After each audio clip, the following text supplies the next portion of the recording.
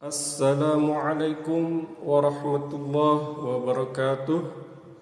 Ashhadu an la ilaha illallah wahdahu la syarika lah wa ashhadu anna Muhammadan abduhu wa rasuluh, amma ba'd. Para pendengar yang dimuliakan oleh Allah Subhanahu wa taala, tema daras Ramadan kali ini adalah berkenaan dengan pengorbanan Idfan.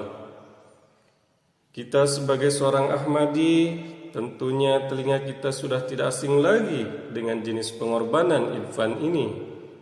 Pernah diriwayatkan mengenai satu sedekah yang berkaitan dengan Idul Fitri.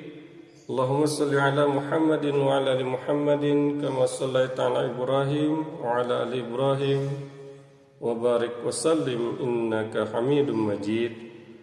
An Jabir bin Abdullah qala sami'tuhu yaqulu qama an-nabiy sallallahu alaihi wasallam yawm al-fitri fa shalla fabada'a bis-shalah thumma khataba falamma faragha nazala fa atan nisa fa dzakkarahunna wa huwa yatawakka'u ala yadi Bilalin wa Bilalun basitun Thawbahu yulqi fihi nisa'u sadaqah qultu li'ata'in zakata yaumil fitri qala la walakin sadaqatan yatasaddaqna hina idhin tulqi fatakhaha wa yulqin.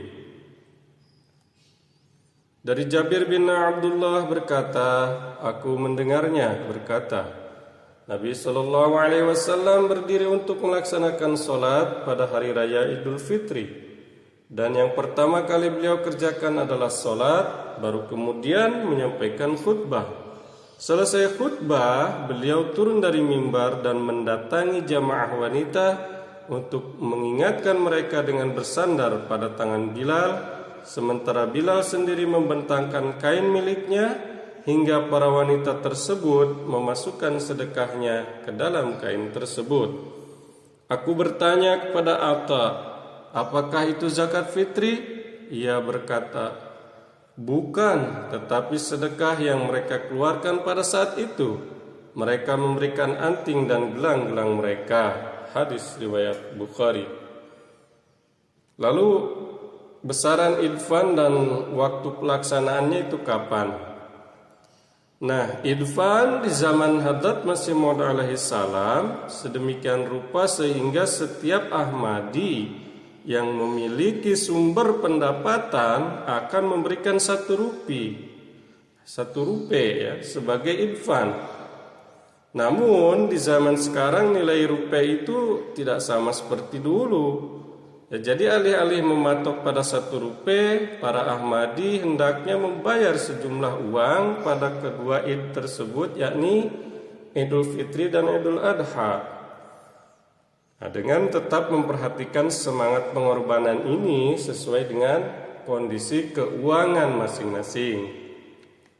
Intinya, Idfan hendaknya dibayar per orang sesuai dengan kemampuan masing-masing menjelang Idul Fitri dan Idul Adha. Lalu apa tujuannya Idfan? Nah, pendengar yang dimuliakan oleh Allah Subhanahu wa taala, Idfan yang dicanangkan oleh Hadrat Masih Maud alaihi salam tujuannya ialah seperti halnya pada kesempatan yang berbahagia ya. Seseorang itu biasanya menghabiskan uang untuk hal-hal seperti pakaian, makanan, ya, pesta dan hadiah-hadiah. Nah, namun sebenarnya dalam kegembiraan itu ada hak bagi orang-orang yang tidak mampu. Ya, Allah Ta'ala berfirman, A'udzubillahi minasyaitonirrajim, wa fi amwalihim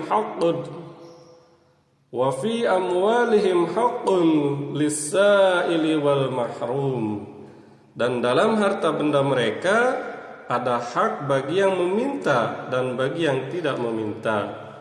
Surah Az-Zariyat ayat 20. Nah, pengorbanan sukarela ini dimulai oleh Hadrat Masih Maud alaihi salam. untuk memastikan bahwa orang miskin ya dan orang-orang yang membutuhkan dapat memiliki Idul Fitri yang menyenangkan. Ya. Hazrat Masih Maud alaihissalam bersabda, dalam menyambut kebahagiaan menyambut hari raya Idul Fitri, orang-orang biasa memberikan idi, ya, sejumlah uang yang dihadiahkan pada hari raya Idul Fitri. Nah, itu kepada anak-anaknya. Saat ini yang paling pantas diberikan pertolongan adalah Islam. Untuk itu berikanlah idi kepada Islam.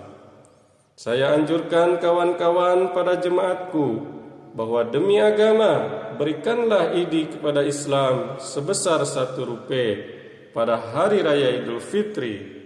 Beliau alaihissalam menamainya sebagai nama idfan.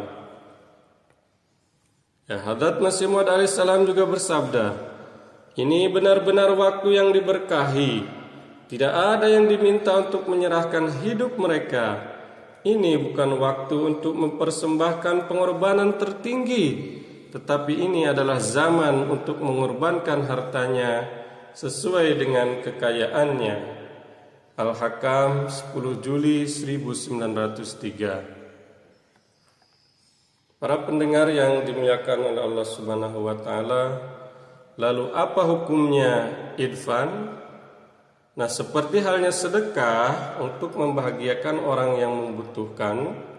Nah, pengorbanan jenis ini juga termasuk sunnah ya, sering diamalkan oleh Rasulullah SAW. Jadi inilah berkenaan dengan pengorbanan idfan di dalam jemaat kita.